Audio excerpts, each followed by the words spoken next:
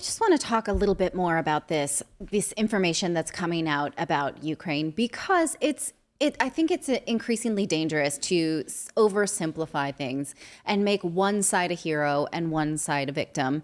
It does not seem that truth would pan out, that either side are truly those things, just like human nature is very complicated.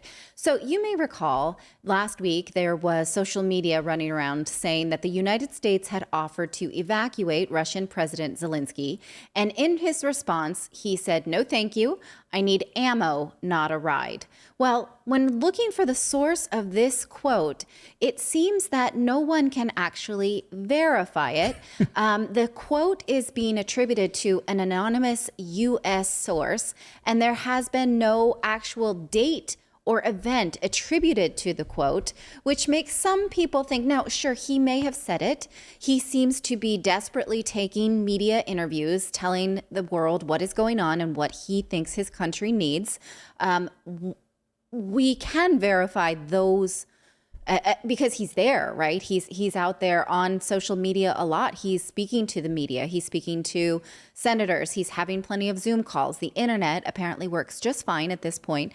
But this quote, because there's and among others, because there's no source to it, makes it seem like this is United States propaganda. Well, and there's plenty of evidence of this too, as the Information Liberation points out. I mean, they believe that this quote was put out there by U.S. intel officials. You know, here's how you prop up this guy. And there's plenty of evidence, actually. There's a barrel of evidence about this. But that didn't stop a lot of people from like jumping right on this to say that's the greatest thing ever. Like this one, Arsen Ostrovsky, who's a verified Twitter user, of course, says, "I need ammo, not a ride," may well go down in the annals of history as one of the greatest wartime quotes. Zelensky. Also, Zelensky is spelled wrong here. And also, this photo we debunked last week, remember, we showed you this photo was from 3 years ago when he was visiting troops. So not only is the quote wrong, the photo is out of date and it's not current.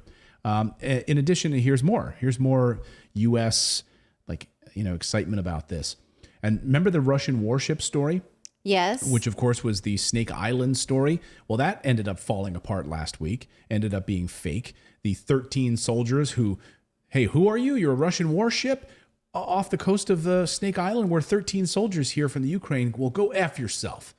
And then they got killed. No, it turns out that didn't happen, and they're safe and sound, and they weren't captured. And there was by like the Russians. 85, not 13. Yeah, and they were fine. Nothing happened. And the "I need ammunition, not a ride" quote is all fake.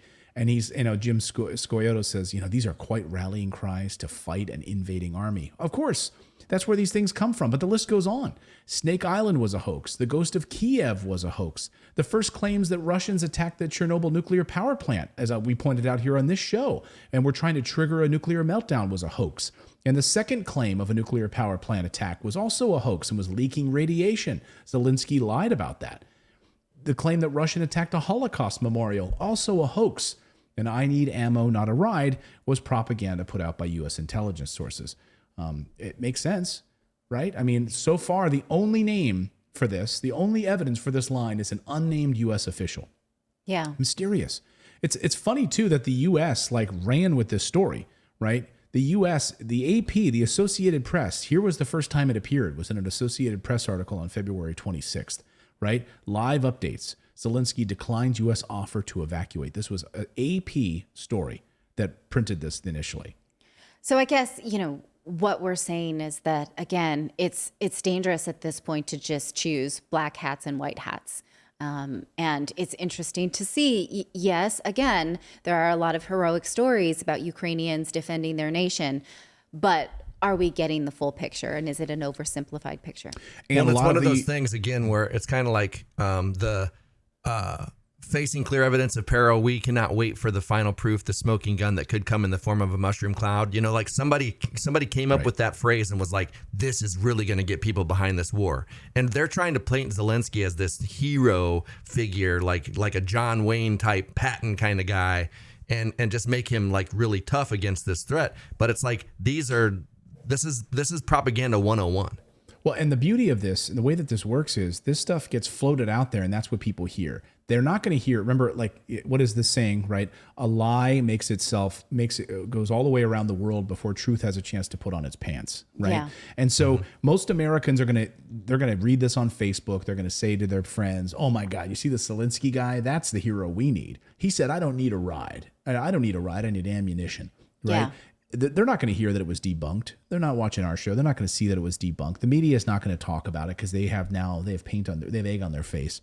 And so it'll just go, all these things will just float along, and no one will actually know the difference. Like, it's very easy to say, Well, he could say it now and make it true. Just speak it out loud, and then it's true. I mean, like, look at this. Here's, this, again, all these explosions and attacks, right? Breaking as Russia's Putin announces a military operation in Ukraine. Ukrainian Interior Minister confirms that this is the capital Kiev is under attack, right? Well, turns out, no, that's not the case. This photo, again, these explosions, that's actually from Israel attacking targets.